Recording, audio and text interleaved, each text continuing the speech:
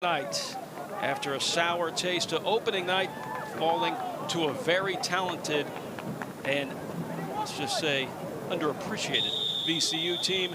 2-1. Wake Forest trying to get back at that W column. It's a sprint in college soccer, Cedric, just because how short the season is.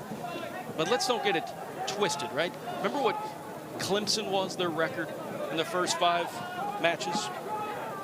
Ty, it's very much not how you start, it is how you finish, my friend. And if it's one thing this Wake Forest team knows how to do is to finish strong. So I'm not worried about them at all. With 12 newcomers, they're just filling it out, getting their chemistry. Clemson was 2-2-1 in the first 5 matches of last season.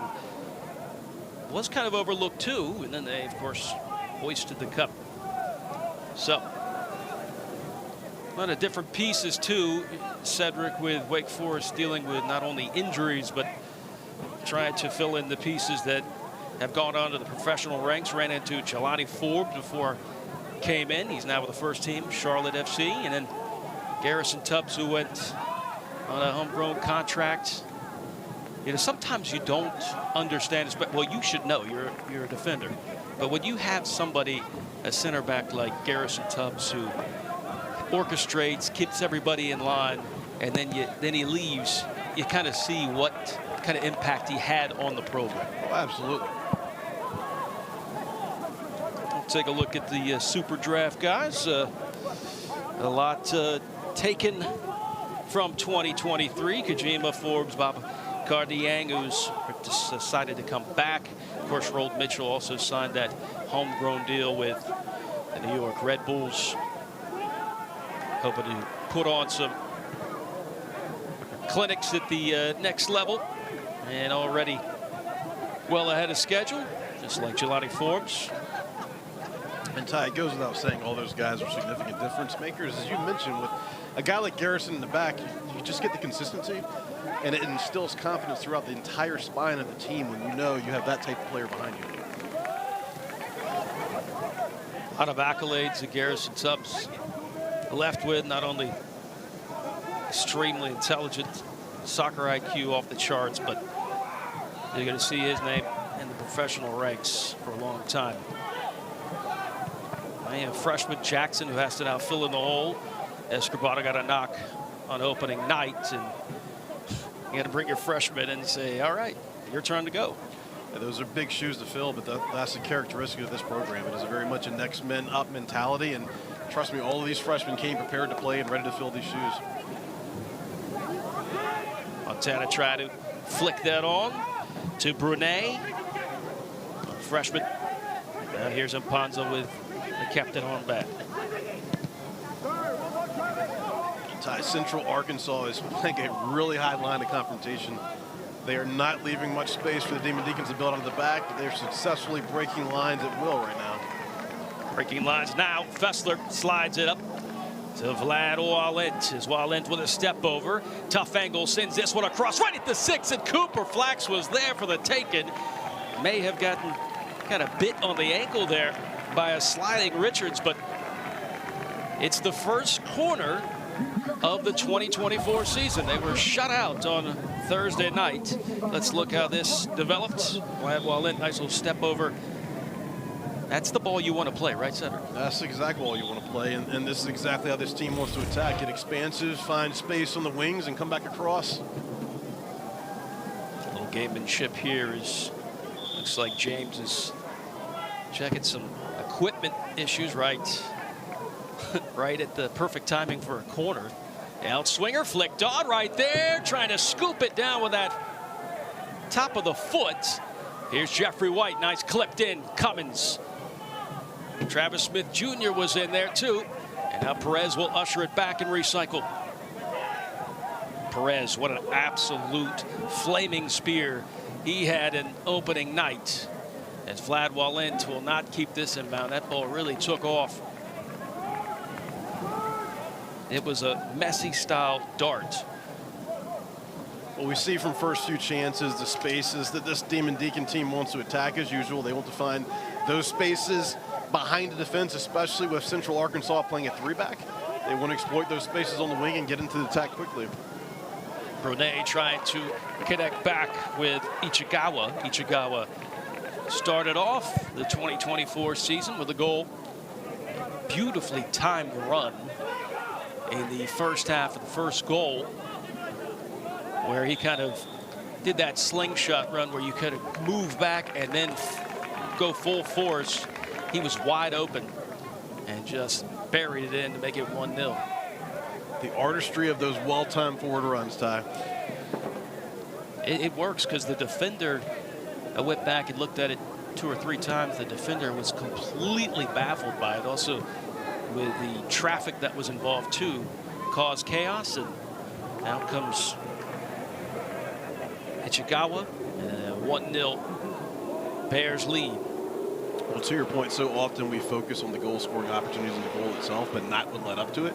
And so often for your dynamic forwards, that movement before, how are they creating space? How are they taking away defenders from their teammates, not only for themselves, but for others? And then how do they execute when they have the opportunity? One of the very first set plays for Wake Forest, they buried a shot outside of the 18. Perez, who was a freshman last season, a lot of praise from the coaching staff, and has been absolutely sparkling on the pitch. Had a nice spring. Will Jackson gets upended.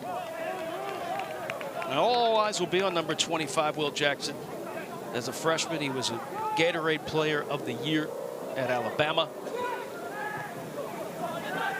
Fessler comes into that pocket, but just trying to get acclimated to the fast-paced college soccer. But as Coach Muse said, the players say this kid can play and he's sneaky, sneaky good. You'll be called sneaky good and you're the Gatorade Player of the Year at Alabama. I've heard a lot about, very much looking forward to seeing him, and you can see his speed of play, second match. Even in these couple of series, you see him picking things up. That almost squirted over to Kennedy. And Jackson gets knocked down by Fontana from Trento, Italy. Preseason All-Atlantic Sun, 14 career goals. And just 27 appearances. Here's Kennedy. He can get on his horse as Cooper with the intervention. Still trucking his way into the 18. It's now knocked away. Travis Smith Jr. trying to connect with Bo Cummins.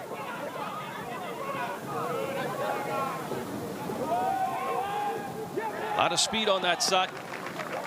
But kudos to Trail James out of Barbados, right? Barbados, yeah. Him and Devontae Richards grew up together. Number 3.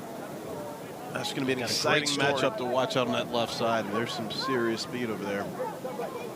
A lot of articles written about those two in Barbados. Tried to send that service ball, but it was deflected off a Wake Forest defender. It was Travis Smith Jr. It'll go out of bounds for a corner for the Sugar Bears.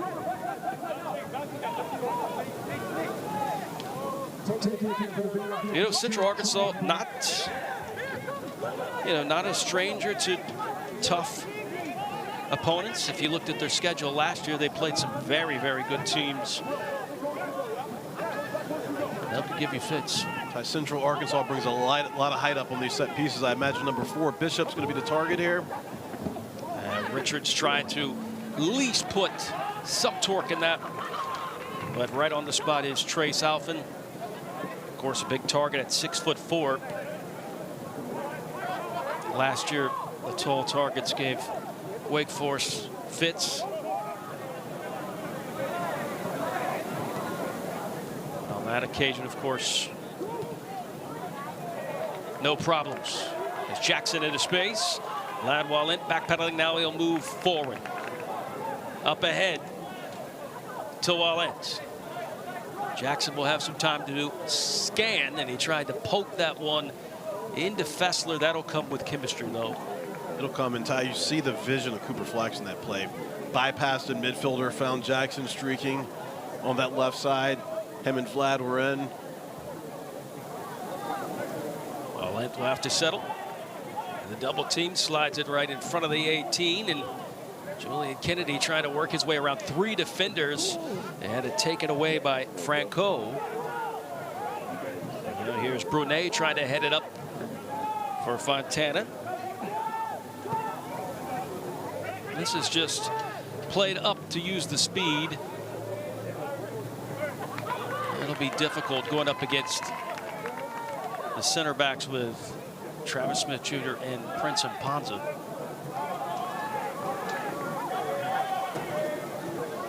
Bo Cummins, the outside back position. One of the fastest on this team. I think if he gets involved in the attack, you're going to see a lot of things open up. We saw that a lot by Forbes, Jelani Forbes, when he was here. As I mentioned, he's here in attendance. As Perez into the pocket to Cooper Flax. Let's see Cooper Flax start to cook. While in, some targets. Jeffrey White is on that outside spot. Puts it on with the right foot, trying to use the inside of it. May have just misjudged it, but that was the right call. And that was even a better delivery too. The right call on Jeffrey White to get right where he needed to be. Maybe he lost it in the sun, but sometimes it's tough to pick it out of the air too. Look at that. To be nice bend to it, just using the inside of that right foot to place it into the net. Jeffrey White, who gets a start tonight, phenomenal player out of Tampa. The chances were very seldom on Thursday night. He was down on himself after he had a good position to score, but it's opening night jitters. And I think sometimes these kids get a lot of pressure of, you know, not going to be able to score right away, so you have to score when you get that time. And even on opening night, you're going to get these butterflies. It does not tell you exactly what type of player that is. It's just, it's nerves, it's butterflies. Flax, he might give it a ride. Left foot shot that's deflected. In out of bounds in another corner. So after no corners in the first match, Cedric, Wake Forest with 2 now. Well, if you look at the build, Fessler over here, and he's been the difference maker in the midfield. He's sitting a little deeper. They're sitting with 2 6s. He's playing the pivot 8. He's been getting them to the attack. Last 5 minutes or so, Wake has dominated possession. Cooper Flax is moving and finding the ball in dangerous spaces. We see right there he can create space for himself and gets a good shot off. They got 7 in the box. And Perez kind of hanging out at the top. This is bent. And headed away, but Ladwa Lent, who's now moved over to that right outside wing position, and may have just got a little piece to cause the trip. We'll keep an eye on VCU's score too. They're taking on NC State. They're making their ACC tour. But it's just hard to imagine. I had to look at the PDF score sheet 3 or 4 times. Shutout in corners. A Wake Forest team at home. That is, well, you know, that is extremely rare. Yeah, extremely rare. But as rare as that blue supermoon we had last week, wasn't it? Yeah. You don't see that often. That's right. Something you do see often is a beautiful Sunday evening in Winston-Salem like tonight. A lot of anticipation by the students waiting for the first day of classes. It's somewhat of a tradition here at Wake Forest where right before classes you have a soccer match to go to. Nice service ball. An outswinger that was directly at the head of Fontana. That was almost perfection by Ichikawa. From Tokyo, Japan, he scored in the 4th minute. And just take a look at that. Just look at that Great build up, great spin. With this 3-5-2, there's an extra midi in there. Central Arkansas is doing a good job of dynamic movement consistently off the ball to create spaces when they do have possession. That's a nice turn by Kennedy. Great turn. Using his body to his advantage. Taking on now one defender, now two, and a blast with the left. It's deflected off the hands of Ramirez. Kennedy somehow keeps it inbounds and still into the final third. Vlad Walin now back on the left side, trying to cut it back. Good pressure. Kennedy intervenes. Jeffrey White hits it with that left shot, left foot, and just a little less pace on it, but maybe he was trying to snipe that low corner. It's just great turn. And all Ventura can do is just grab and try to see if he can keep it. see if he can somehow stop Julian Kennedy. That look by White once again trying to snipe that low right corner. Right, want to definitely a little bit more pace on that. Now quickly in transition here is Central Arkansas that almost ended up in a goal as Fessler is not happy with that restart. They were caught off guard. Not sure if they were expecting a handball or whatnot, but it was surprising. Now all of a sudden Central Arkansas was looking at a through ball close to that attacking third. Still 0-0. They're at Sunset in the Twin City. Fontana trying to get his fingerprints on it. A very unlucky touch. Did not play in the opener. And of course, starts here tonight against the nationally ranked Wake Forest Demon Deacons. Whipping that one across, kept it central, but it was intended for Jeffrey White. And we can see an intentionalness, especially in the last 5 minutes, to find White out on that right flank. Just better execution on some of those through balls he's on. 6 shots for the Deacons so far, just 2 for the Sugar Bears. Out of Conway, Arkansas, that is placed on the deck, but easily taken away. Travis Smith Jr. will try to send it up to the halfway line. So Cedric, your thoughts so far in the first half of the first half? Match has settled down quite a bit. You know, we see Wake's identity. They're going to attack. They're going to get expansive attack through the wings, have crashing runs coming through the middle. Central Arkansas wants to hold possession in the middle of the park as much as possible. In the 3-5-2 with that extra midi, the quicker they can break lines and get numbers up, you know, they want to find an overload and get behind it. A couple times down both flanks, they've had some opportunities. So this has been a pretty exciting back-to-back match so far.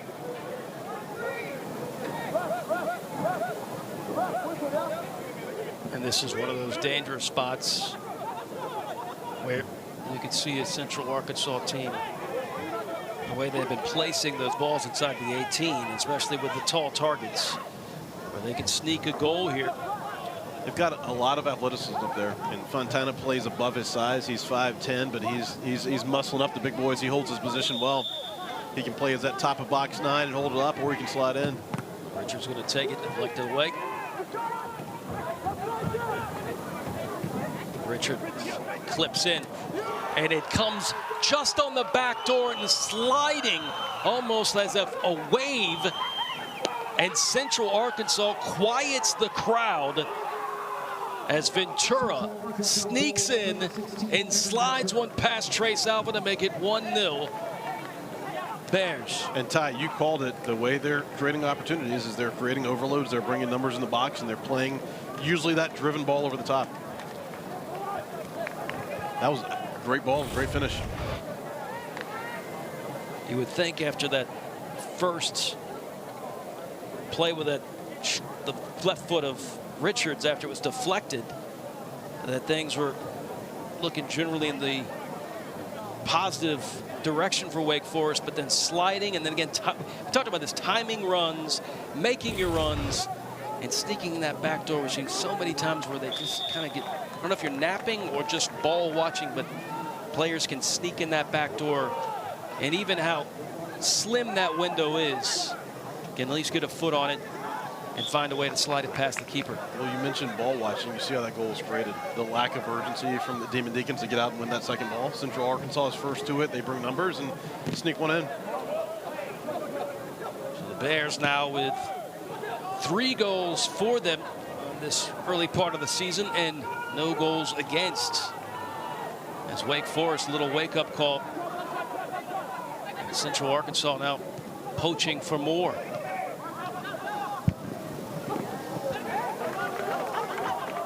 Pedestrian terrestrial shot there. That's easily scooped up by Trey Southwood.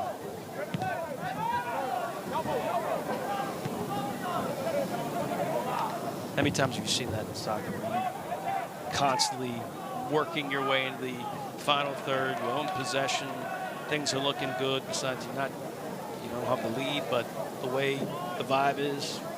But then on a set piece, your opponent has a sneak attack and scores one, and then it kind of makes you have a big clump in your throat. It's just that quickly, and the margins are so slim. To your point, Wake Forest had dominated the bulk of possession in the 10 minutes leading up to that. Looked like one was coming. We've got 6 shots, and then boom. Again, the timing run by Ventura was... Well, the timing and the energy, and as you know, the ball always finds energy. And in the Central Arkansas, especially in their offensive third, bringing tons of energy so far. Holding the ball up to play. Ichikawa. Here's a diagonal ball. Brunet may have just an extra touch, try to turn and blast, and he makes it 2-0. And Wake Forest now searching and looking at the stars for answers as Brunet has made it a 2-0 advantage for the Sugar Bears. Well, what a great job of Ichikawa continuing that run down the right flank. Again, the numbers overload on that side. He sends it back across, and then what an unbelievable effort by Brunet in the middle. Bit of individual work. Ichikawa. Ball comes across from Ichikawa. Brunet, Prince has him shut down. Ponta does what he does, holds him up, and then he just slides in that corner. Great focus and concentration and composure.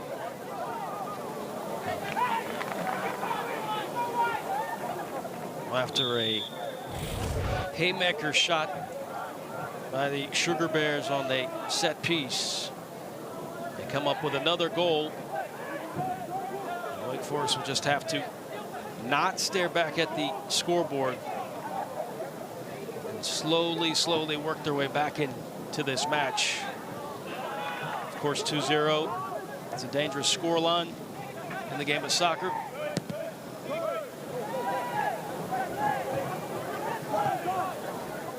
This is threaded up as Kennedy waits now. Beautiful dummy.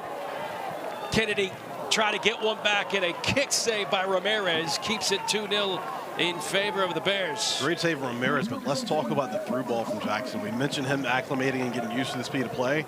That was a phenomenal through ball. Kennedy is so good with that kind of dummy play that works in his favor. Yeah, he's so powerful in those turns. No wasted movement, incredibly efficient. He's in the goal. Ramirez has made a couple of saves. So Cedric, you coach USL 2. Of course, you coach other teams. If your team's down 2-0 like this, what is the message you're getting to your team? Well, as you can see, look, leaders are pulling the team together right now.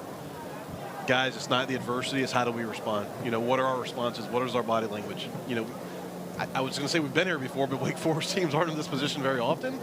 But this early in the season, if your coach moves, this isn't a bad spot to be in terms of learning what you have and the fabric of your team in terms of fighting back. It's always tough. It's incredibly tough in the game of soccer because, again, you go into opening night. This is the team you got to work with, get the chemistry. Then you have some ones that get a knock. You got to redo that again. Fessler try to put this one in, and then that frustration builds, becomes that snowball effect. Well, not to mention you're everyone's bullseye target. Right. and you're always the hunted, and everyone is bringing an elite performance when they come in here.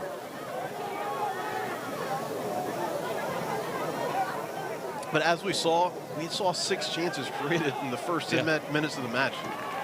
Fessler makes a great step. Wake Forest now moving numbers forward. Central Arkansas doing a fantastic job getting all the numbers back too.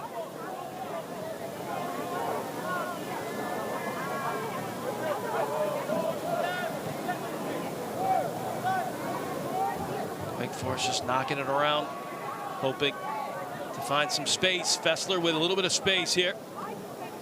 Through ball. Lynch just a tad bit in front. The idea was there. Great vision from Fessler on the through ball. Central Arkansas, in the back of their mind, thinking if we could just keep Wake Forest from getting any goals, right? Just one goal is huge for them to get that confidence back. And if you just keep your foot on the gas, the more and more you can take the confidence in that air, and that balloon goes away. As you mentioned, 2-0 is a very dangerous lead, and we got a lot of time left to play. Coach Muse is going to bring in like 4 players. And it looks like Central Arkansas is going to bring in 1 off the bench here. Scored 2-0 in favor of the visitors in a first ever matchup between these 2 teams, Deacons and the Bears. Great use of space. Flax is on. Flax trying to chip this one up. Here's Kennedy swimming his way to get possession. Now Wallet. Perez. An unlucky deflection, which gets back into possession for the Bears.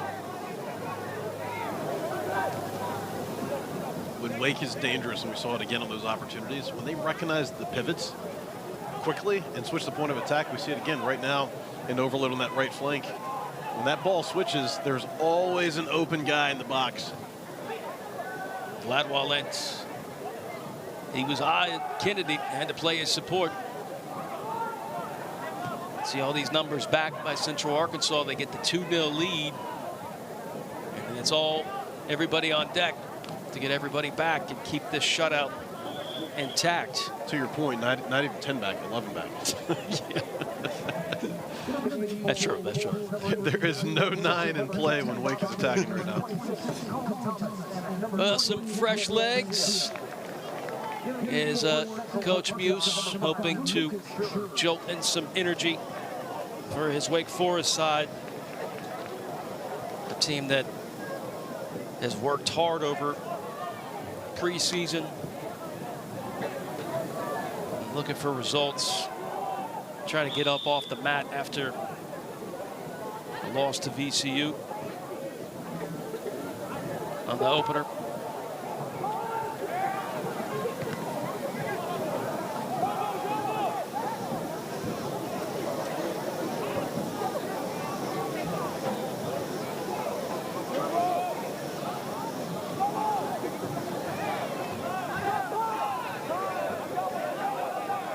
Wake Forest squad had a very successful spring. In fact, won the Spring Cup here.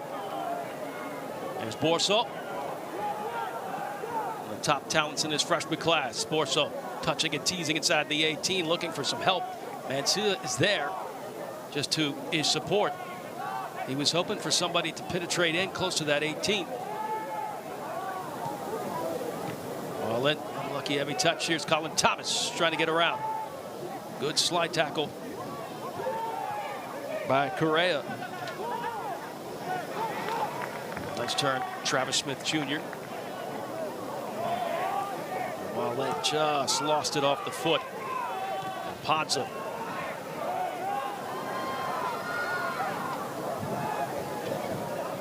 Niang.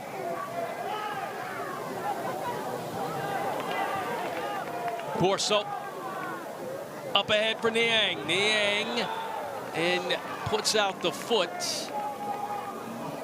And we've got both players down. Niang might get a little verbal warning for maybe a reckless play. He's a 50-50 ball. He's allowed to come in there, but let's take a look. Central Arkansas doing a really good job defensively right now. Look at the numbers. There's never just one guy defending. There's always two together and a third man coming when they're repressing to try to win those out the back. Another set piece opportunity. Here's a corner. Can Wake Forest draw one back? Trailing 2-0 on a stunner by the Bears of Central Arkansas.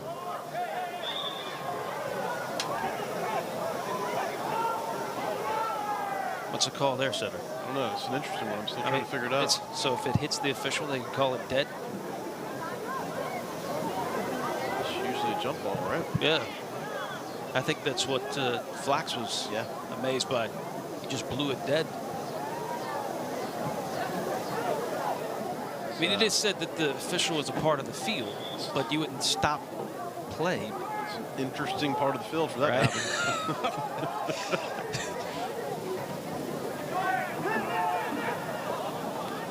That trip down to the attacking third fizzles out after an interesting call. And now Borso showing why he's one of the best freshmen in the country. Borso, he's tripped up, looking for a call. The referee says play on. And the Deacon fans not happy at all. Also hands up. Tell you what, Curious. Borso is so shifty, man. That change of pace he has out on the wing, he is going to be a player to be reckoned with.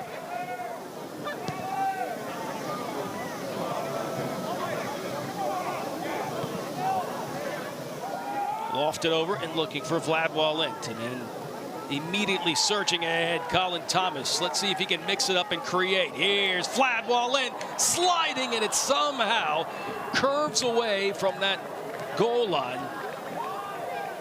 Unlucky. Unlucky, but Connor Thomas has been a breath of fresh air since he subbed in. He started a lot and had to come off the bench here tonight. But he is well accustomed to that position. He's feisty. He will sneak up on you. He's quite feisty, and he will get involved. There's Niang trying to split the defense. Was able to connect with Vlad Walent. Thomas. Walent left foot, right to the chest of Ramirez. That was gorgeous football, but where it was placed was right at the chest of Ramirez, the transfer from Gardner-Webb. Well, you mentioned the unfair nature of this game sometimes. Central Arkansas essentially has 2 goals on three chances. Wake has had some beautiful builds, wonderful composure in front of the box, and just unlucky in some of the placement on the shots. This game can be so cruel and frustrating to the point. How many matches have you been as a player and a coach where you just said, you gotta be kidding. Like, there's no way. Physics and everything else, how does that happen? As Vlad Walent a little shaken up. And those that weren't watching the match will never know. They'll see the score line and the outcome, right?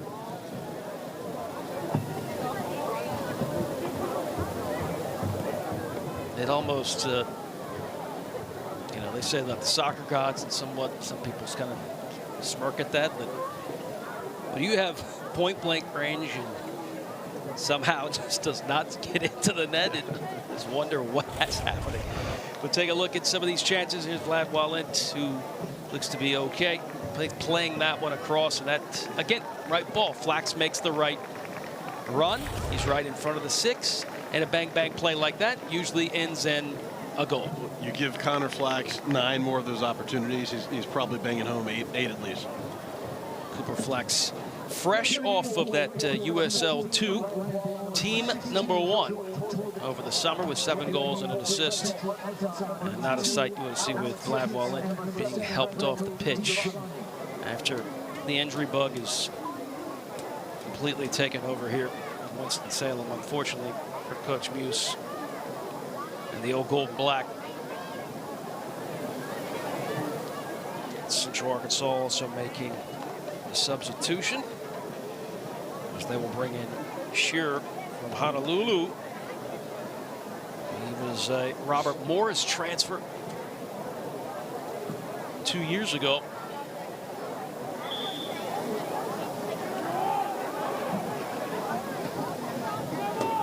And DiGiovanni comes in for James. Alex Kiss in for Correa. Torbeck has had to replace Vladwal Lentz. Interesting outside of the foot play by Cooper Flax. Wanted to get a little bit of a spin there, just didn't get it. And Ty, Central Arkansas is still winning the bulk of second balls, second opportunities. That is the margin right now, the difference in this game.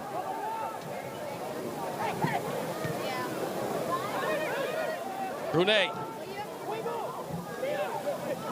almost connected with Richards there.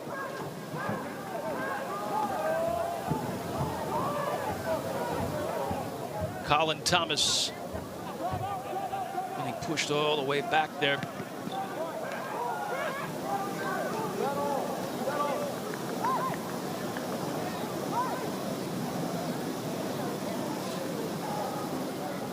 Time ticking down here in this first half, and a shocking scoreline of 2-0 in favor of the visitors, and the first time ever that the Bears and the Deacons have mixed it up. Central Arkansas had their opener against an NAIA team, Evangel, won 3-0. They were actually up 1-0 at halftime, scored 2 goals in the second half. Had some dicey moments too. Then had to immediately get up and head off to Winston-Salem, North Carolina.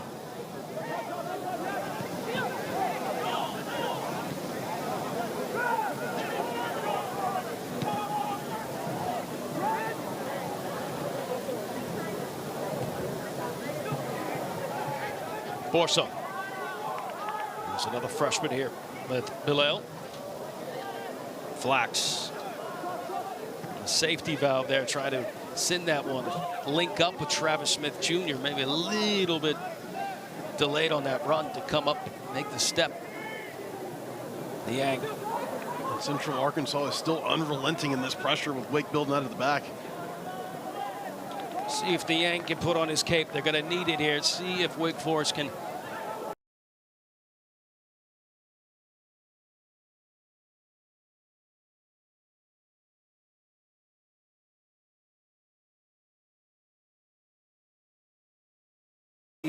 picked up by Ramirez.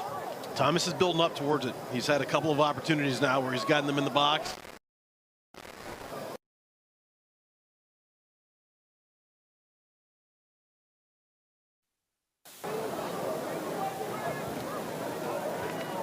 Had Thomas there. He's come off the bench, and you're right, Cedric. He's feisty. That's what they need. He's been feisty his time here at Wake Forest. But he's the type of player, too, that can help with confidence, even when you're down 2-0. Stays in the fight all the way through and through. Well, sometimes in games like this, you need those intangibles. Right. You know, clearly, we know who has the better talent on paper, on the pitch, but just those intangibles and work rate make a huge difference.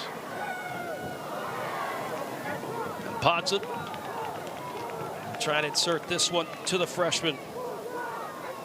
Below. Here's the freshman, Brunet. And this is a last resort there by Travis Smith Jr. with a textbook tackle that goes out of bounds for a throw-in. It was a phenomenally timed tackle. And just in general, I know the score line doesn't show it, but Travis Smith Jr. as well as Cummings have been really good at containing that left flank. Wake Forest with 9 shots, and of those 9, 5 have been on frame, but still sit at that dreaded 0. Central Arkansas got one off a set piece, and they're trying to hunt for some more. Giovanni. Another transfer. And Sia getting tripped up, playing on. Here's Torbeck.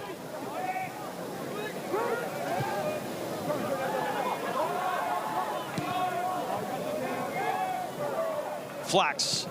Good look at that space there. He saw it and immediately took off, had his hand up like Randy Moss in 2007. I'm wide open. Throw it to me.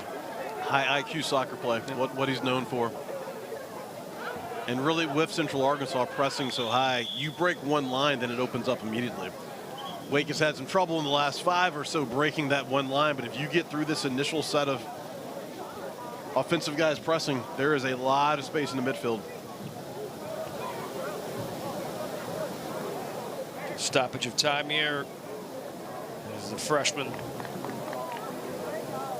Said to be shaken up there. From Montreal, Quebec. Got his first goal. There's a bear. To make it 2-0. Right when Wake Forest trying to patch up their wounds. The Bears did not calm down and not say, all right, we'll put on the brakes, park the bus. We're fine with the 1-goal lead. They wanted more, and they were able to orchestrate another goal. Patricia will come in. Just under 10 to go in the first half.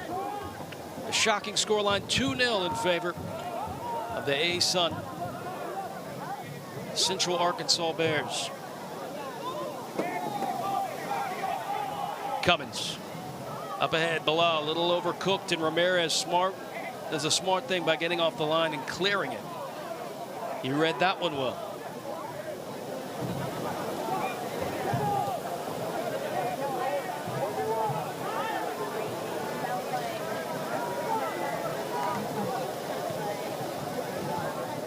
Borso. He invites this 1v1. They'll push him outside, and this one will go out of bounds at a throw in, and Borso wants to quickly get this in bounds, rightfully so. It's well defended by Bishop, especially to not give away the corner. Borso. Freshman very well represented here. With under 9 to go in the first half.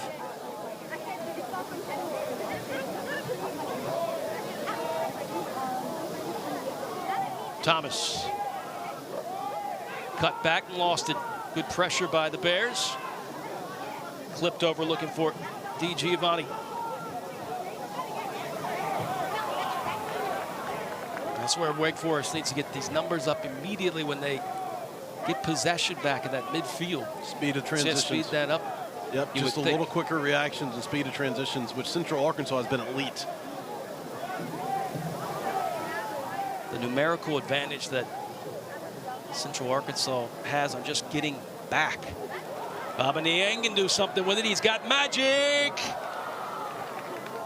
And it somehow flicks up, stays away from frame, but Niang ushers it back to Mansell. Borso. Here's Flax. Oh, he was ready to rocket one. Deacons urgently. The Deacons have to keep them pent back in this half with all of their numbers back. Deacons scoping, plotting. But the numbers still in favor of Central Arkansas, getting everybody back and clogging again the sink.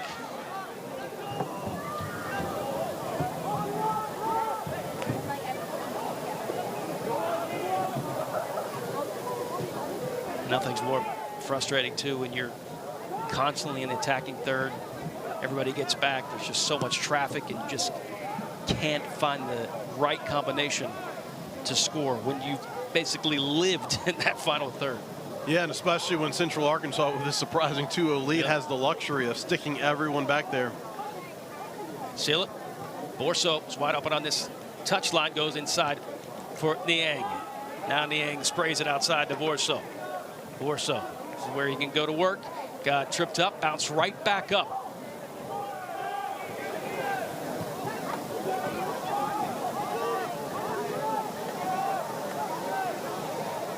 Deacons confidently hunting again. Here's Colin Thomas. Bilal with a one touch that once again veers off just shy of that inside part of the post. This is all brilliant soccer right here. Yeah, look at Thomas. I mean, again, he's in the box. Clean drop off to the 6. Just missed. It's just the execution in the final third that is the only thing that is missing right now for the Demon Deacons. But Thomas has been very impressive. And again, we see when Wake has been dangerous, when they get expansive. You know, we just saw it on this side with Borso right before.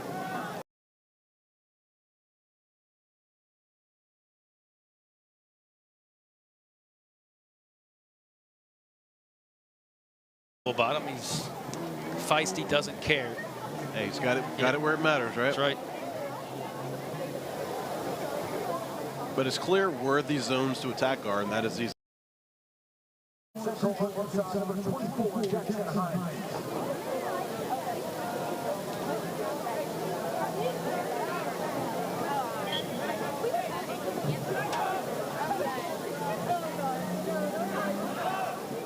Niang using his body and will not turn and use that space available for Cummins. Cummins now will pinch in centrally, pardon me. And see it timing that run. Bilal right there on the shoreline of the 18. Torbeck so congested. Flax. Giovanni got the start in the opener. Comes off the bench here tonight.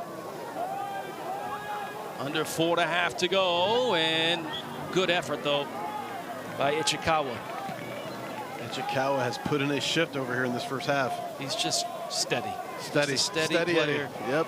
You can count on him in his sneaky runs. Really would drive the opponent nuts. Kind of put you to sleep, and then next thing you know, 8 will take off. His service balls have been incredible. His hustle's been incredible too, just like the hustle of Colin Thomas, who's on the ball now. Thomas trying to chip this one up to Bilal.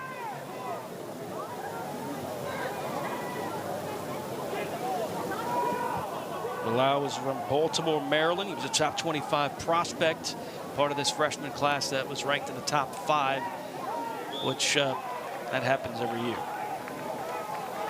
It's just something that Wake Forest is accustomed to. They know how to recruit. That's just part of being a Demon Deacon, Ty. You're going to have a good recruiting class coming in every single year. Coaching staff work really hard scouting players and that recruiting game. They know how essential it is. Dane Brenner, one of the best in the biz. The assistant coach. Borso, that's one. Oh, man. What do you think? Said, you're trying to cut it back. It looked like it was. Good call. You thought maybe that it wasn't really playing the ball per se, and that's why Borso's a little upset. You saw a couple times where he got tripped up and jumped right back up because it was just a little too much of a gray line there. This time he was adamant that it was a PK. I think the bulk of his body momentum had already passed the play, and he had that one trailing leg still arguably stuck in the ground, but I think his momentum was too far along to get that call. But to your point, there's been a couple of times he's been tripped up, and he's popped up very quickly.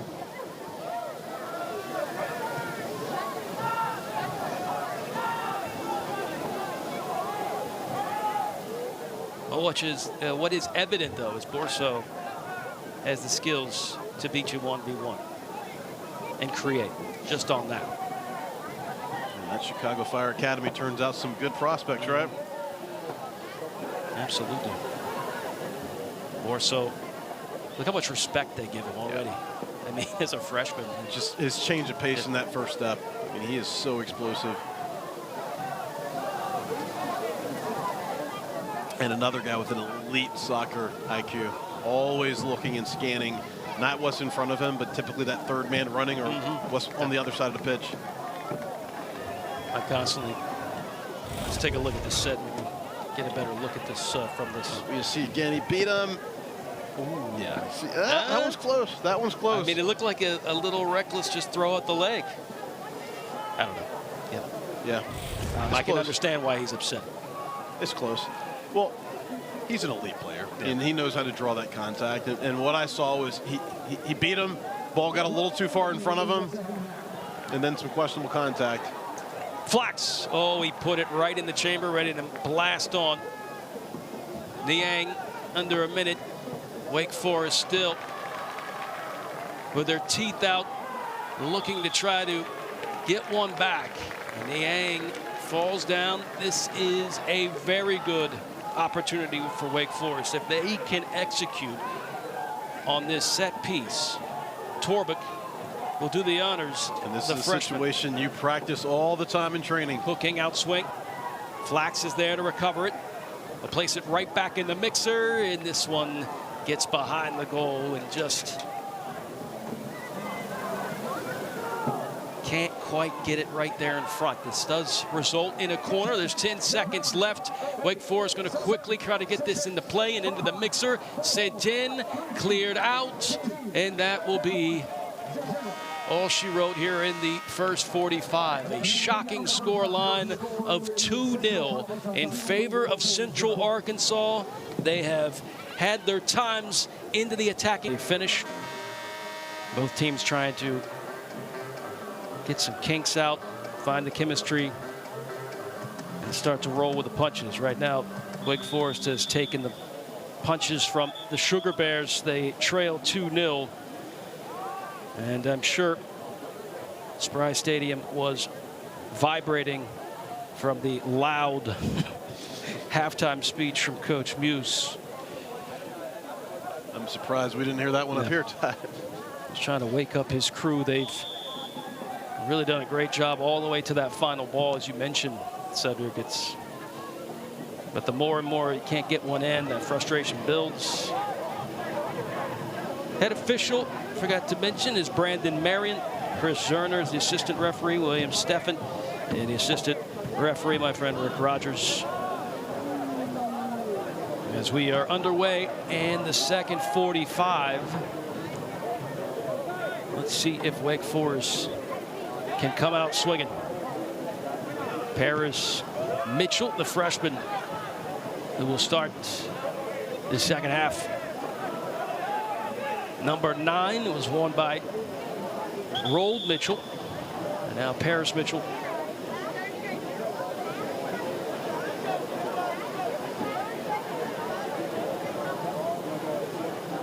Pretty much the same lineup as they started, minus Baba Niang, who returns to start the second half. And Paris Mitchell, also Borso. Travis Smith Jr. has had some issues on that press, just trying to corral that ball and keep the defenders away from him. Sophomore has a high ceiling. Studied under Garrison Tubbs. And now it's his time to shine here. It's not a bad mentor to have in Mr. Tubbs. Mancia also starts here in the second half, and he gets taken down. Here's a shot that drilled just low on the ground and not enough pace to bother Ramirez at all. And Ty, first thing we look for are the halftime adjustments. You know, what are we doing from a tactical perspective and approach? And you see how quick Wake Forest did that restart. You know, they want to get themselves into this quickly as possible, not waste any opportunity or time. At times, the urgency wasn't what it needed to be in the first half, especially on second balls and repress opportunities. That's what you want to see, too. Baba Niang quickly on that restart. Every restart has been very quick.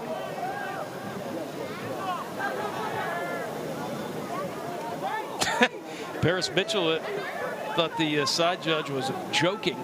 He was ready to throw it in, but they say it's a throw in Central Arkansas.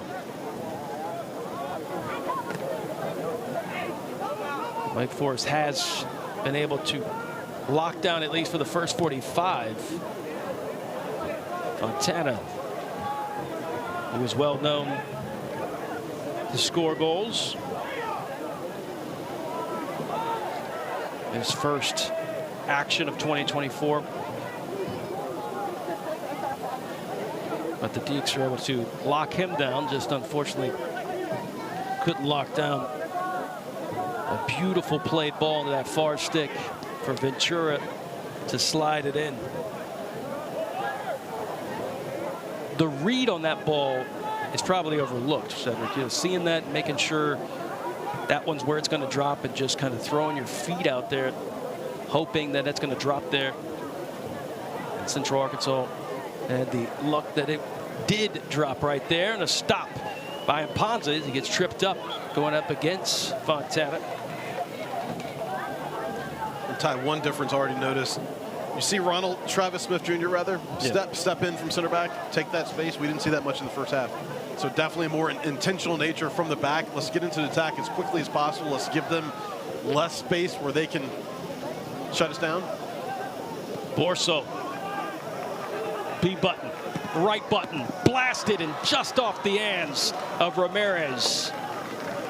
Oh, he put a lot of muscle in that one, and again, can't get it past Ramirez. And not to take anything away from Ramirez, he's made some great saves, but most of these shots have been right in his vicinity. And again, that second ball, you know, we want to have crashing runs.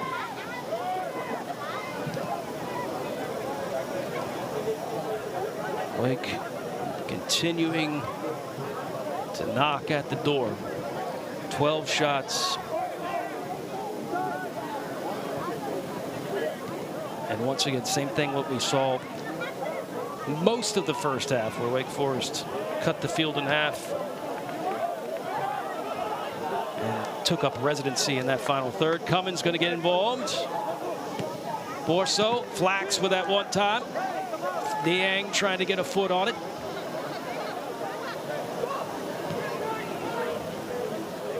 Brunet able to keep it the ball just enough time to send it up as he was looking for James.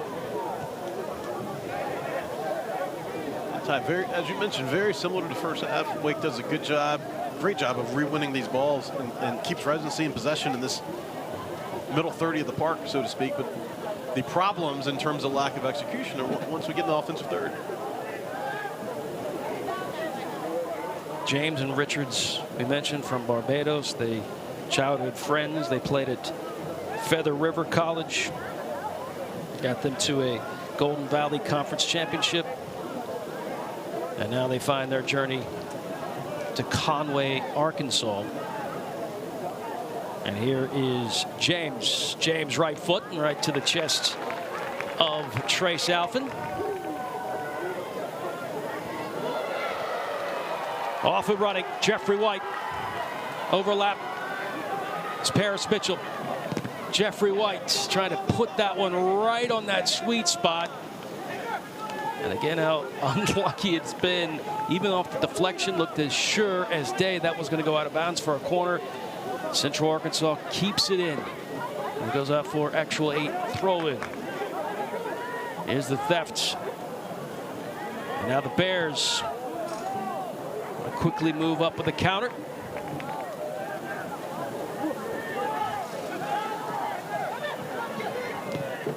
Early minutes here in the second half. And Fontana is trying to flick it over, hoping for somebody to run on. And what we see in terms of Central Arkansas's chances, they're happening higher up the field. You know, Wake is doing a better job getting those defenders out. And as I say that, 2 little stabs at it that did not take the ball away. And an attempted blast, but it was deflected. That one was by Franco.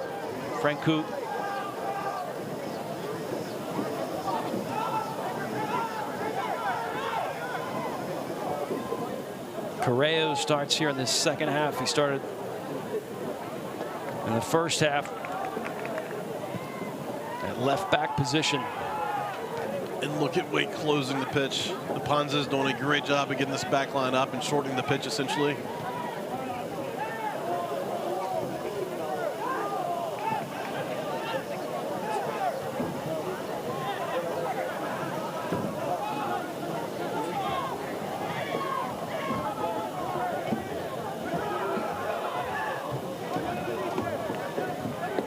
Borso slowly and making his way on that far stick is Jeffrey White.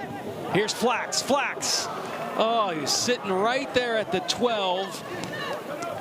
And a deflection that works in the favor of Central Arkansas.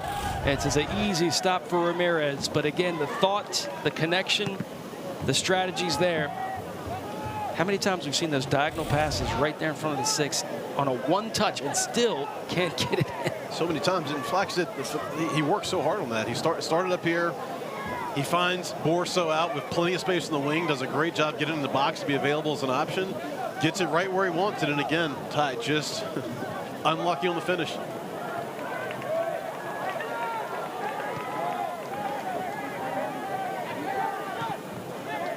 Oh, nice threaded ball. Paris Mitchell trying to get around the defender, got tripped up. And they're going to call the foul on Paris Mitchell. He went down, and so did the defender. And he got tangled up back there. Let's take a look, Cedric. That's just a fantastic ball. It's Ventura just trying to put his body in front of him, in front of Paris Mitchell, and the ball tangled up. It's a great ball and great body positioning by the defender. You keep breaking lines like that, good things are going to happen. 100%. Nice takeaway. Baba Dieng. They're going to need him. Put on his cape. Trying to make the switch. Deflected, and Cummins going to get shoved out of bounds. And the official saw it, immediately blew the whistle.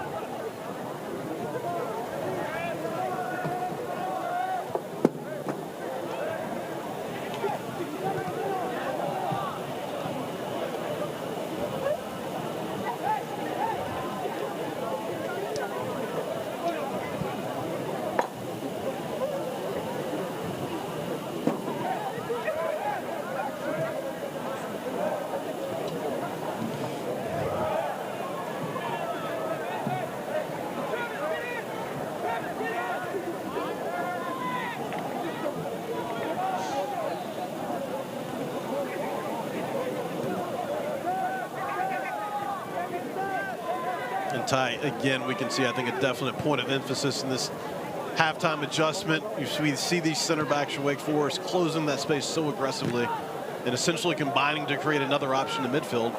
You know, a big advantage Central Arkansas had with their formation, that 3-5-2 is an extra midi. So if that space is closed quicker, there's less space for them to build, especially on the counter opportunity.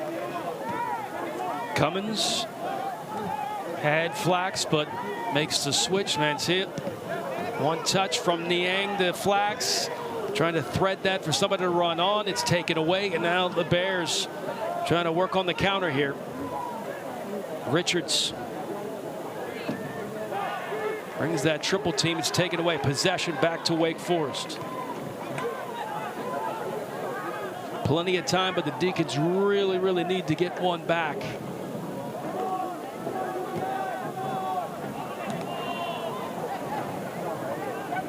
Degree of difficulty on that one. A little too tough. Borso knew it, got that press, brought it right back. Slides it to the left. Niang.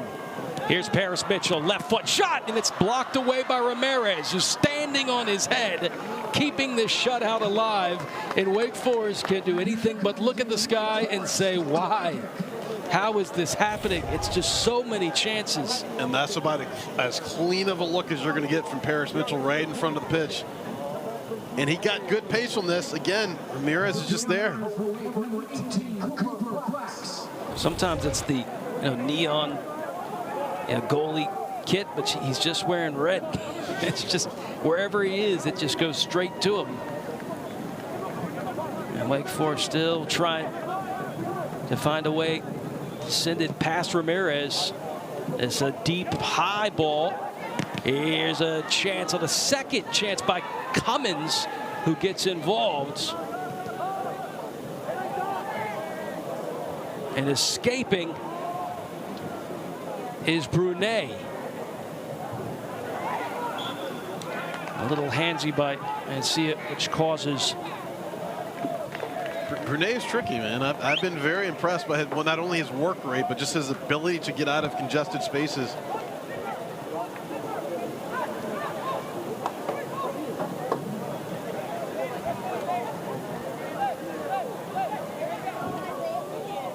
Coach Muse, I think a little change with that left side, left back position. I'll go with the seasoned Nicky Mancia. Well, one thing that Wake Forest has done successfully, again, is cut out the chances in terms of where they're occurring on the field. Central Arkansas's chances are much deeper up the pitch now. But now Wake has to finish some of their own. And still, these service balls played into the box. Richards, that one was a little too close to Trace. And he ate it up right away, but those are too risky if you're Wake Forest. How many times you can see the ball delivered inside the area, especially how dangerous Central Arkansas showed that they can be inside that mixer. Mitchell loses footing, and Cummins is off and running. Cummins, he gets tripped up, ball goes out of bounds, and they will call it a corner, rightfully so. Cummins wanted a little bit more. Again, great job. Cummins stepping in, closing the pitch. When him and Smith are stepping up and closing that space like that, it adds a different dimension to this Wake Forest attack. Deacons need to get that ball inside the mixer ASAP.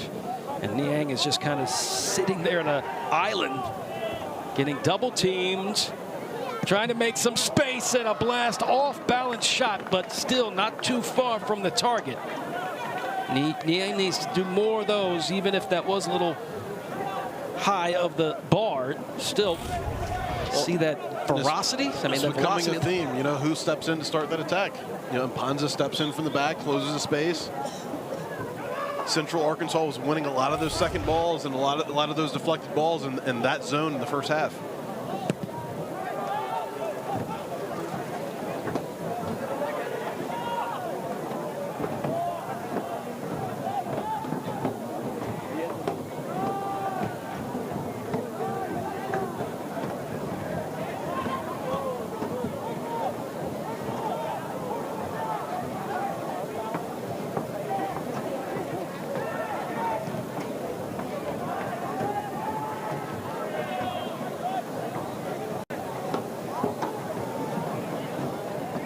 The theft not in a good spot. Central Arkansas working. Brunet has been a headache for the Deacons in the center of the pitch. And definitely in that final third. Now, if Wake can get some numbers up, see if they can develop something. Flax on a square pass to Niang with Paris Mitchell. Jeffrey White. Taken back, taken down from behind. That was about as obvious as you can get. No question on that one. Jeffrey White did a good job of just kind of setting himself up and waiting for that contact. So now Wake Forest with a set piece where Perez saw the first set piece on Thursday night. Same distance, just on the other side outside of the 18. Let's see what he can do here. At a four-man wall, Paris Mitchell jockeying for position, and it's hit and headed towards the crow's nest behind the goal. And Deacons just can't get these balls down and on frame.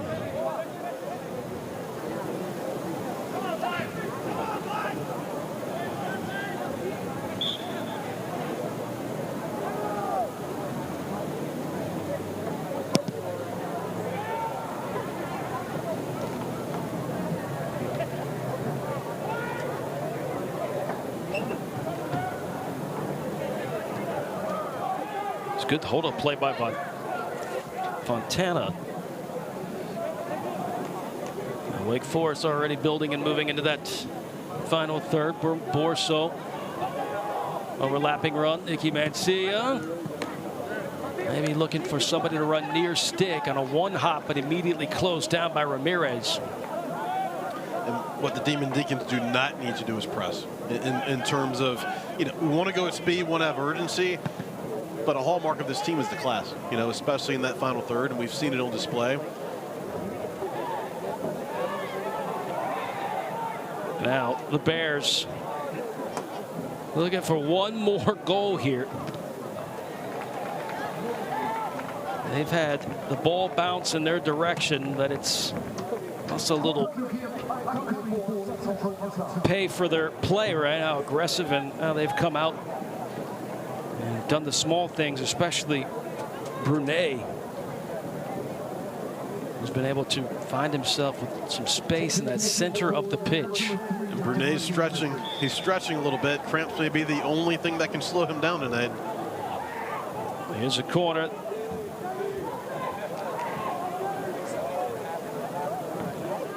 Deacons trailing 2-0 and now finding themselves with their back against the wall here, trying to prevent a third goal. And now they're off.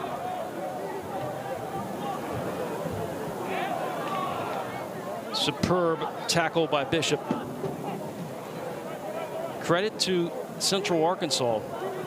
They're not parking the bus. They got a 2-0 lead, and they're looking for more. They're playing, and it's, talk about respect for the Central Arkansas side on that set piece. Wake had all 11 players back. Hence why Mitchell's usually a little higher up the pitch when he receives that to break out. He's coming from the 18 versus starting towards midfield.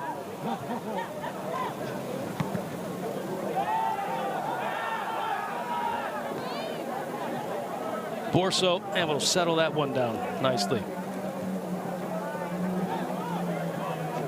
Jeffrey White. Taken down, no call, interesting. Perez interjects. Here's Niang. Niang tried to sneak himself into the 18. Here's Fontana.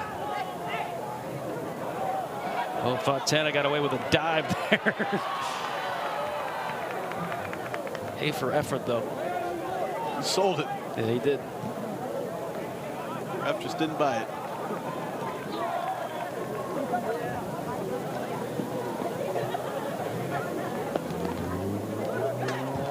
Flax. Niang!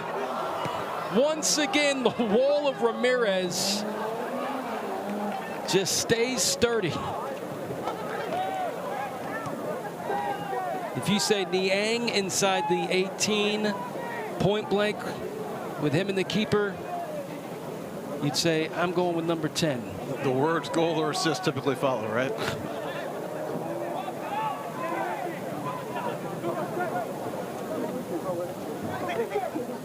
Niang, ready to go. Right foot, go! Baba, bang! And the Deacons get one back.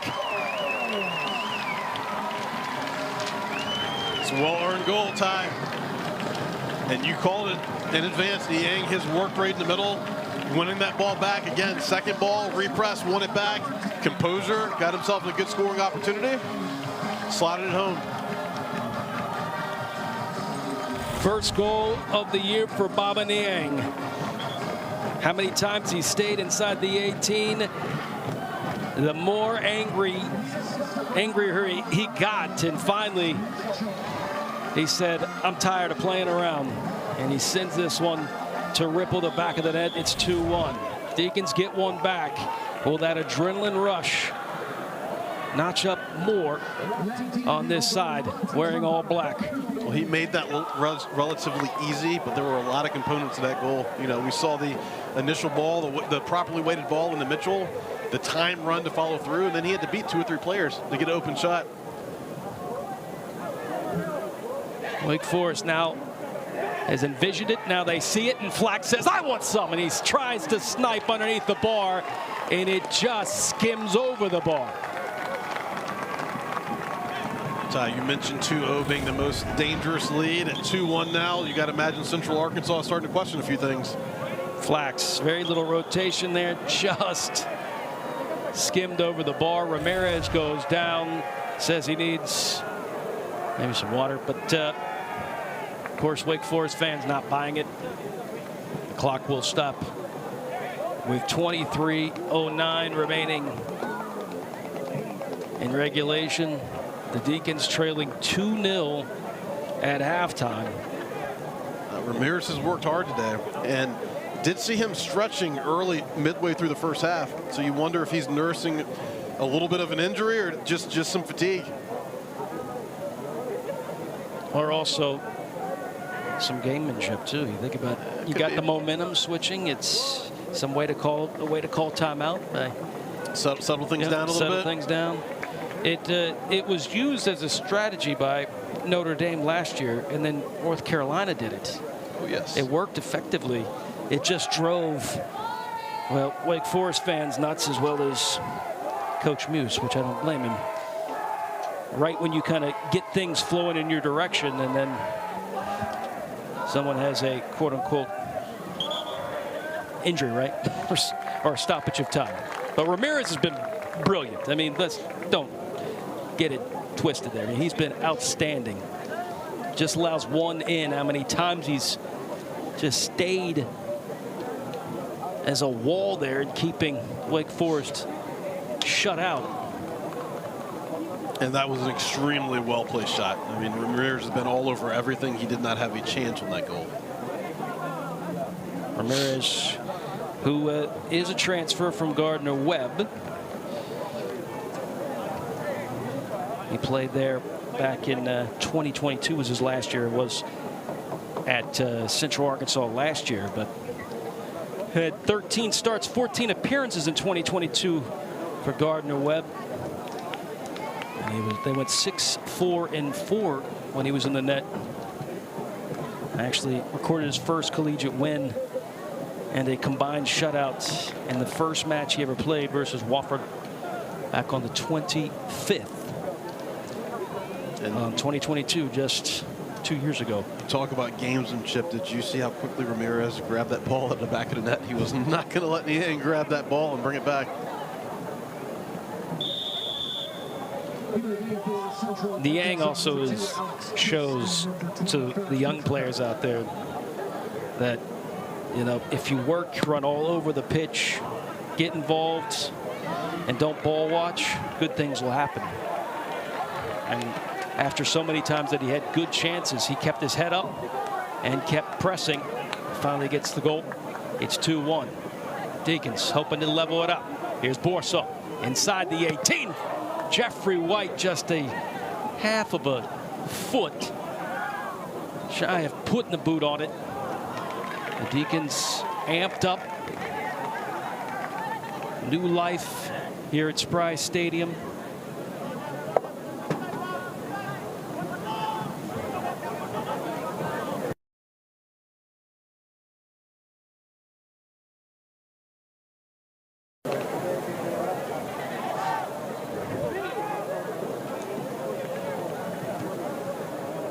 It's matches like these, Cedric, the unexpected matches where you have to fight out of a hole that can build character. Absolutely, especially with a new team. You know, you've got 12 new players this year, as you mentioned, and some incredible players have departed. You're looking for leadership, and this is where you see it. You know, facing adversity and how you respond in the second half. These Demon Deacons have responded.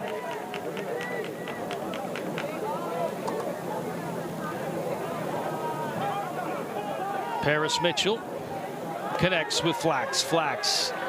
Oh, no look pass. Jeffrey White putting on skates. Here's Niang. And they want a handball. They're going to get it. The point to the spot. It's a PK. And Wake Forest just 12 yards away from evening the score on this beautiful Sunday evening. And you know what started that whole play? That beautiful no-look pass by Cooper Flax, as you so eloquently narrated. Niang again. That's the cut. Yep, cut back where that hand. Let's see this again. Great job by our crew as always. Mid-season form, trying to protect himself. Now said there are the rule. They're going to review it. The rules on that handball it's hard to define. It did look to me as if his hands raised a little bit. Right. And typically, if they stay down and hits below the waist, it's a non-call. But whenever those hands move at all, it's going to be called. Germany would like a word with you. Yes.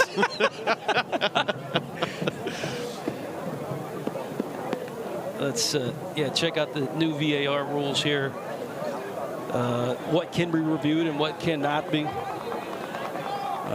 Determine if that ball is entered the goal and identify players for disciplinary matters.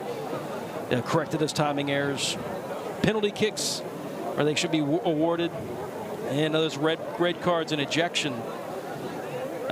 We witnessed that in the second round of the NCAA tournament where they had to review just to check on a card.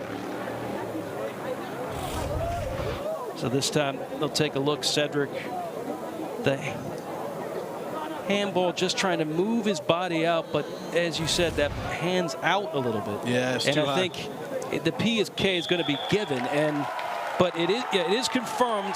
I will tell you that Frank Hohenstein has a good argument though, because if you turn, but that hand does kind of whap, it goes advantageous to you. It's gray line. I've had rules explained to me over and over again about handballs. Yeah. And look, unfortunate for Bishop, he's played a great game. Yeah. He's turning. It's not intentional at all, but he's turning and his hands are in the air and they're elevated. And that I think that's a call 10 times out of 10. Can Cooper Flax even the score? He does. Super Cooper. It's 2-2. New ball game with 21 minutes and 26 ticks remaining. Ty, what a tale of two halves. What we called a disappointing first half has now turned into a great story of resiliency and bouncing back. A team that looking for answers, shocked by a Central Arkansas team leading 2-0, shocking everybody in attendance. But on a scoreline like that, it's a man and a leader like Bobby Muse to get his team in order and respond, and that they did. And that was a well-taken PK. Just enough of a slight pause to see which direction the keeper's going, then slide it in the corner.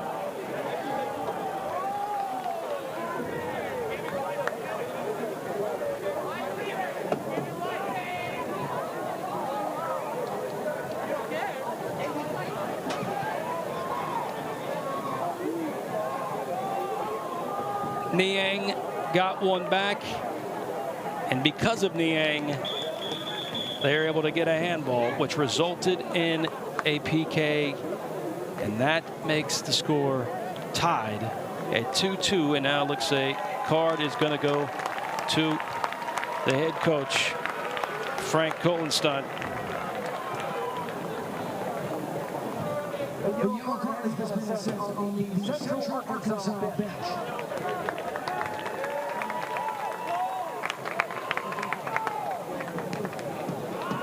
Well, how about this, Cedric?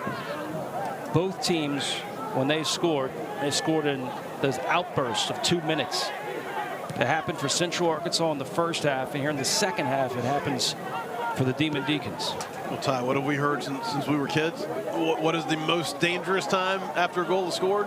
Right afterwards. That first 5 minutes. Yep, that's that. I can recall youth soccer. First thing they said, the coach on the sideline, you scored, don't get too, don't sit back. Go fight for it, right? Yep. How do you adjust? Just keep going. Yep. Jeffrey White into space. What can he do with it? He's got some options. Paris Mitchell's going to run near stick. White, Flax, teeing it up. Lost that window. Now Jeffrey White will try to go back to work and send the service ball over for somebody to run on. He does knock it off. of the defender. It's Alex Kiss and Jeffrey White. He was kind of buying some time to get his teammates down there. Yeah, he was trying to set it up. Hold possession. Let your teammates come in and join. And Wake has done a much better job of that in this second half in general. Is when they're breaking lines, it is not 1-2 guys going, everyone's going together. We mentioned the defender stepping up, closing the space. Oh, way up on a ladder. That was Paris Mitchell. He got up high, just couldn't quite get that whip of the neck and drive it in to the back of the net. Under 19 to go in this second half.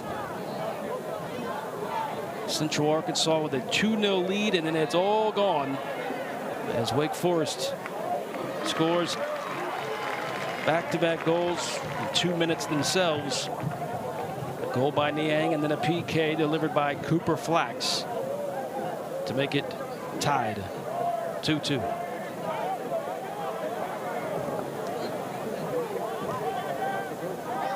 So now we'll push the limits on both squads to see who has that extra fight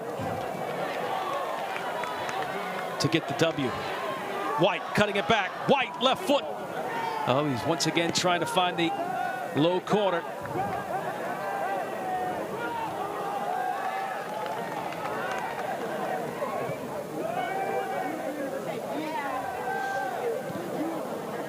The fans have definitely woken up here. They feel as if they can find the dagger. Here's Baba. There it is! Baba put on a cape. It's 3-2. The Deacons now lead. Take a bow, Mr. Niang. He essentially has been responsible for all 3 of these goals. Just pure work rate and class. Niang sliding into the 18 as if everybody's in slow-mo. He has not stopped since he entered the pitch. Honestly, Ty, I'd say it's a little more of a glide than a slide. Yeah, second goal of the season for Baba Niang, a brace. We said Wake Forest is going to need his heroics after getting shocked down 2-0, and Baba said, I'll take that, I'll understand the assignment, and I'll make sure we get back. It was all on display. Change of pace, acceleration, strength, you know, just pure resolve. I'm going to score this goal, and then the placement on the finish, the composure in the final piece. That has been the difference. New number, the same type of magic by Baba Niang. 3 goals here in the second half. 2 by Baba Niang, a PK by Cooper Flax. And Wake Forest, who looked to be left for dead after the first 45, have risen and now lead 3-2. And outside of just the general, you know, newfound sense of urgency, we've seen some very smart tactical adjustments by this coaching staff. We see on the attack, essentially we're sitting with 1-6 in Perez, and all the other middies are pressed high, and then we always have one of the central defenders stepping into close space. It's 3 goals in the last 5 minutes, Ty. Paris Mitchell tripped up.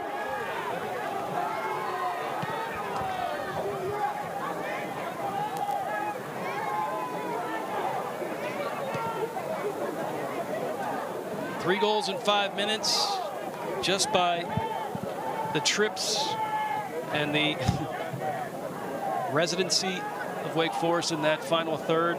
We're not surprised. We're just waiting for them to break through that ice. And they finally did. Oh, we knew it was a matter of time. You know, those chances don't just keep not being finished when you're doing all the hard work to create them. Niang showing a little bit of fatigue in those legs, but also Mitchell's work rate up top. He's tracked back quite a bit. He's not only establishing the press on the front end, but he's dropping back on that 10 or even 6 in many cases in the midfield to win it balls back. Niang was shaken up a little bit.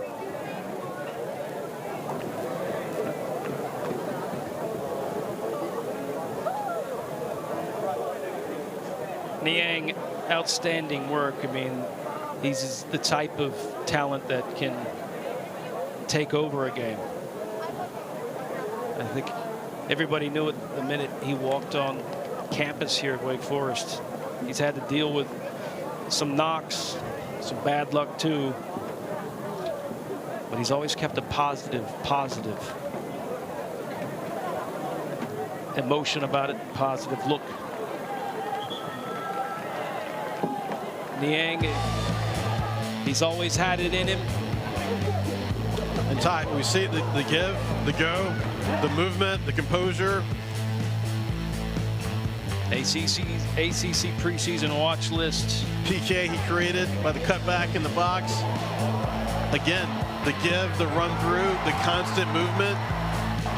Slot your chances away. Take a foul, young man. I mean, if you're a coach and you see a player that just is running all over the pitch, and maybe you see maybe some fatigue or just a miss or unlucky touch by that foot, but he's just full of energy, and he probably could go for another 90 minutes after this one. Well, it starts with the energy, and you can create your will in this game in many cases, but the energy is something you can always control.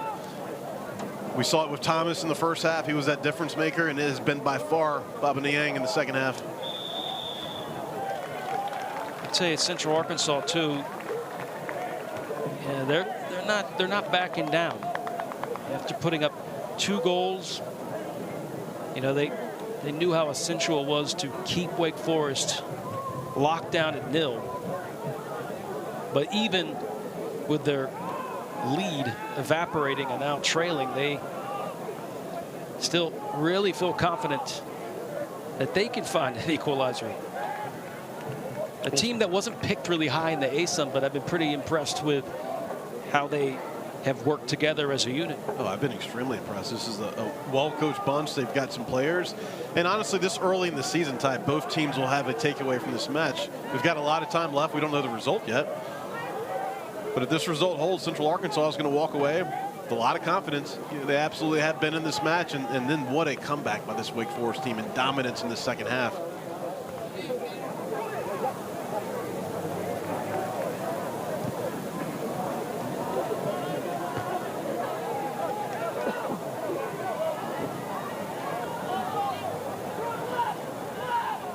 Another thing is you can't get complacent even with the lead, because the way that Central Arkansas has played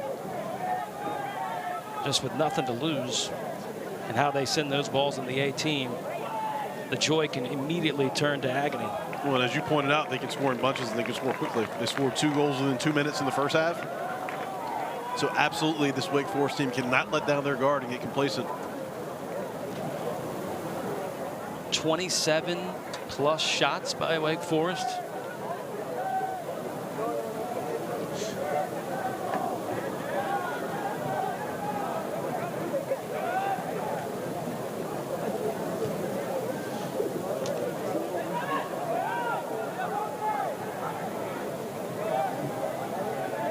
Play a little possession ball here, knock it around.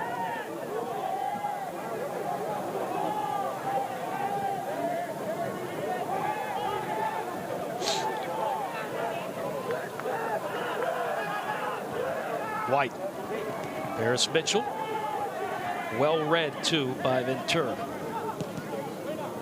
Ventura's been solid tonight. Put away the first goal. He's put in a shift defensively.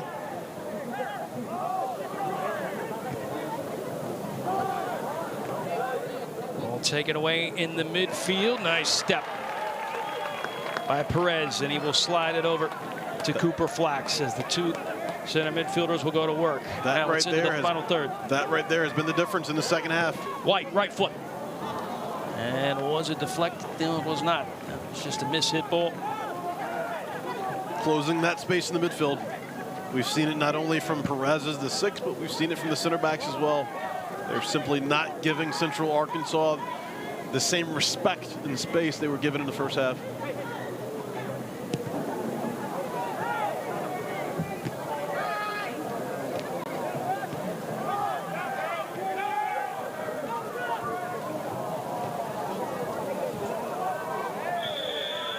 Central Arkansas has players from 11 different countries: Portugal, Canada, Mexico, Germany. Here is Colin Thomas trying to bear down on this against the Sugar Bears. Clever play, Julian Kennedy right at the byline, and maybe he was hoping for a deflection, but someone to run on. I mean, he rolled that one. I mean, it was a good idea where he played it, just no one was there.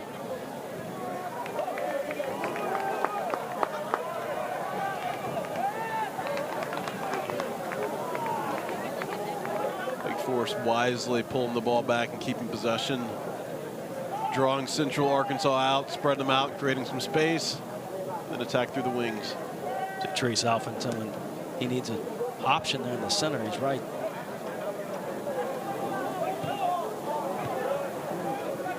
To close down the passing lanes by Petricka. He's from Germany.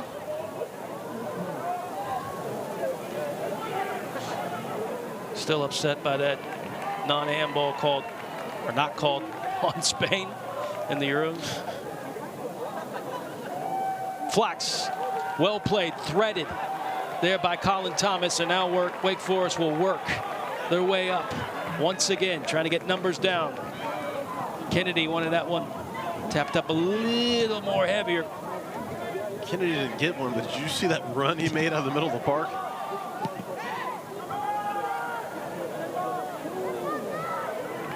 Ponsa almost sat that one down. As Thomas now starting to inch in close.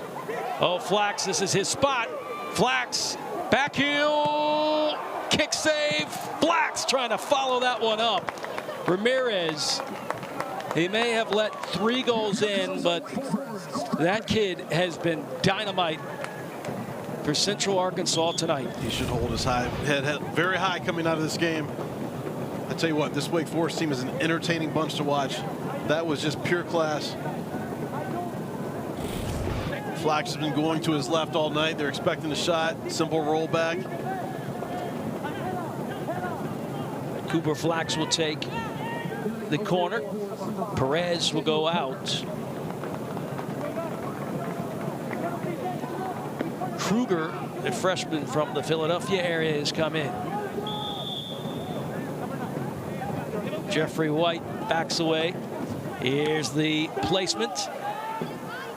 Travis Smith Jr. will try to get it back to recycle it once more. Good job by Cummins. And now the Deeks hunting again for that 4th goal. Can they find it here? Shot blocked. Jeffrey White thought he had it. Under 10 to go. And now the Sugar Bears will eye an equalizer. Richards. And the service balls have been brilliant. So is that kid. Everything that kid touches has been just phenomenal. Class, world class. I mean, everything about it. The ball, the balls placed by Richards, and then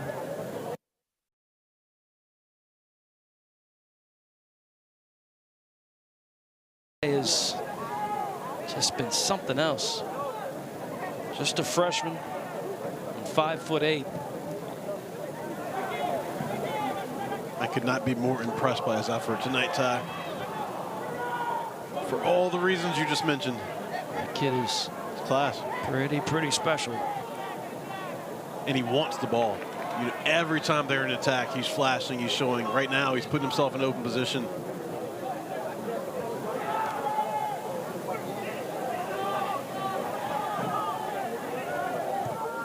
Richards, another good service ball. Dipped and looking for Fontana. Now, Ventura played at American, was able to play on this pitch back in that NCAA tournament time as Colin Thomas finds himself. Can he chip the keeper? Gets brought down, still chasing on it. As Ramirez slides and fizzles that attack out. Colin Thomas, oh, he deserved a goal for his efforts there. Definitely deserved it after the work rate he's put in tonight. But Ventura and Bishop did a great job tracking back to prevent that one. And then, as you pointed out in the first half, Ramirez is not afraid to come off that line.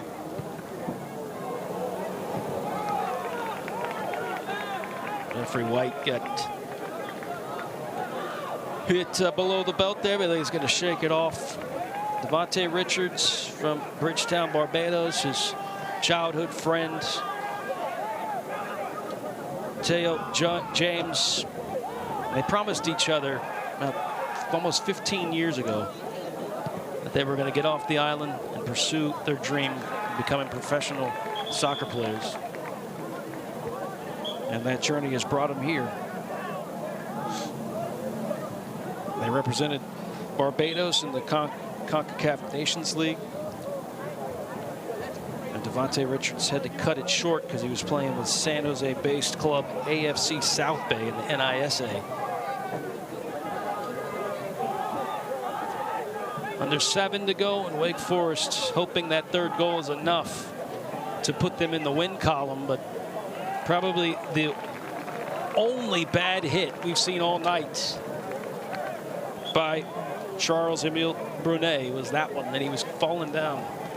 And he had Ichikawa streaking down that right side. Just couldn't get a clean hit on it.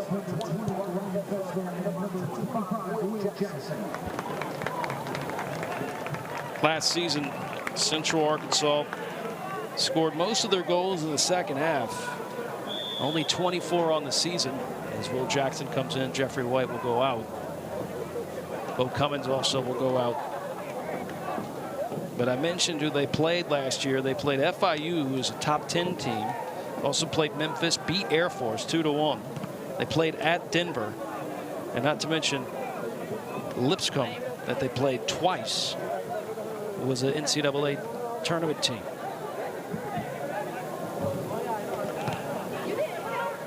Fessler now involved. Travis Smith Jr. keeping that in play. Yes, he did. Just about 6 minutes remaining. Is there one more goal left in this Demon Deacon arsenal?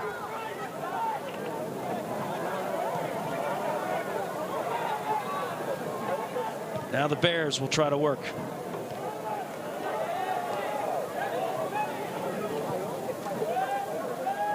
It's all one and done for Central Arkansas this half, as we saw most of their chances in the first half. We saw repeated chances. We saw winning second balls. A testament to this Wake Forest defense closing down a little bit better. And you think it's just finishing those final balls really is the difference between second half and first half, right? And a little bit of extra energy burst, right?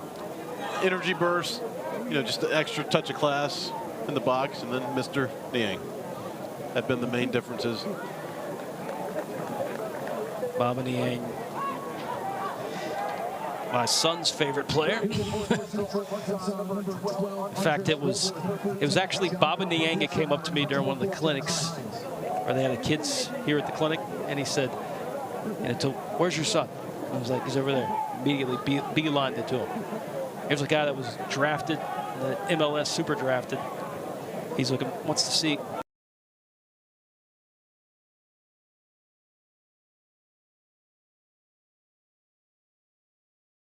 And here's Colin Thomas. The fight by Colin Thomas, you know, you can't put a stat line on that. He'll go, you know, into the books here with not much to show for it, but just what he caused, the chaos, is palpable. Paris Mitchell looking for his first goal. He's got an open net. He's going to tap it around a little bit more. And a sliding block by Alex Kiss kept the gate up. I think Coach Muse may be questioning. You had an open net. Why didn't you let that one go? Sometimes, to be fair, if you're a freshman, you want it to be perfect, right? So you want to get that extra touch just to tee it up a little bit I was going to say, sometimes you got to score ugly goals. You guys.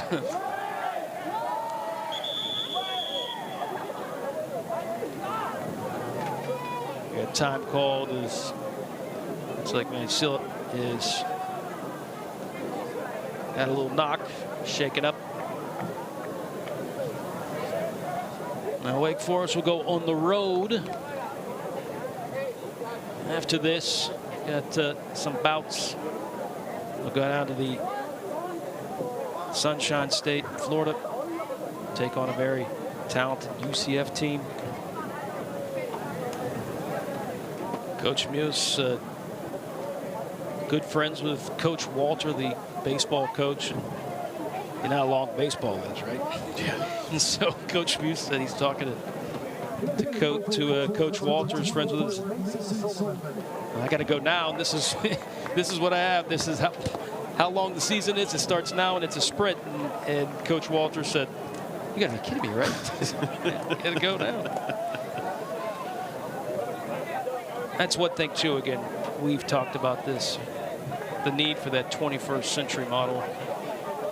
It just makes all the sense in the world, because if you could just stretch the season long, just how short this is in the fall, I think you could see the college game go to another level.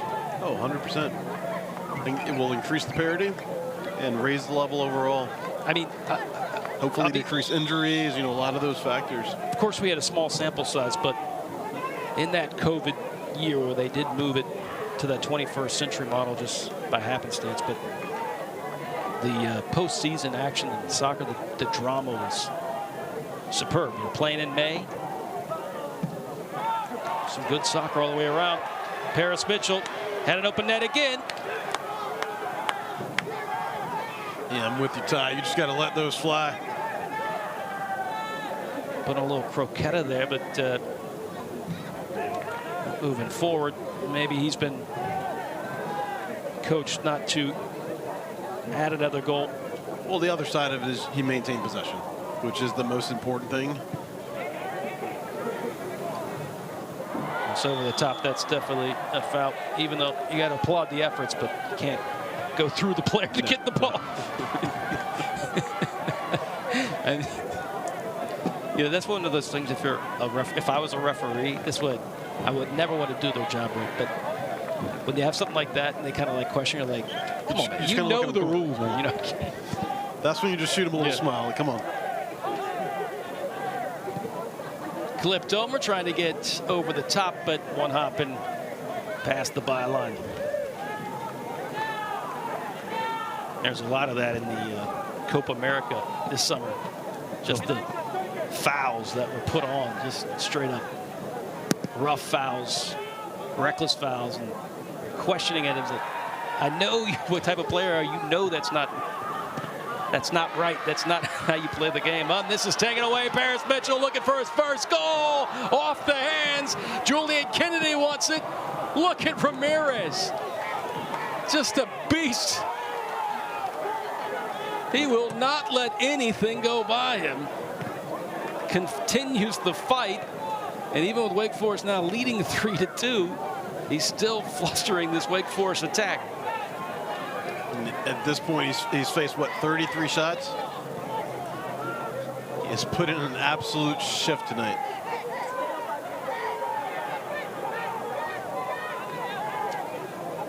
Reminds me of Rhea after watching that match. Watched my Gunners yesterday. There's an animal in there. Also from Spain. It's common denominator there. Yeah. Well, Ramirez will come up, try to lift this one. Couldn't quite get it over the top with under a minute to go. Wake Forest was down to the dumps, down 2-0.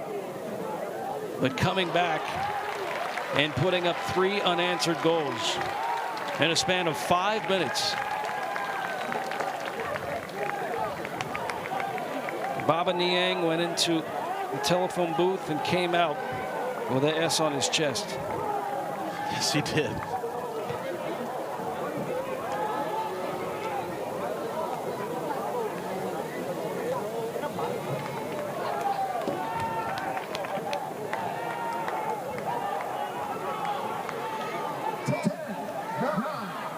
Is there one more haymaker chance by Central Arkansas, that's the last one. And that's the guy you want to at least put on. It's the freshman, Charles Emile Brunet, but this one over the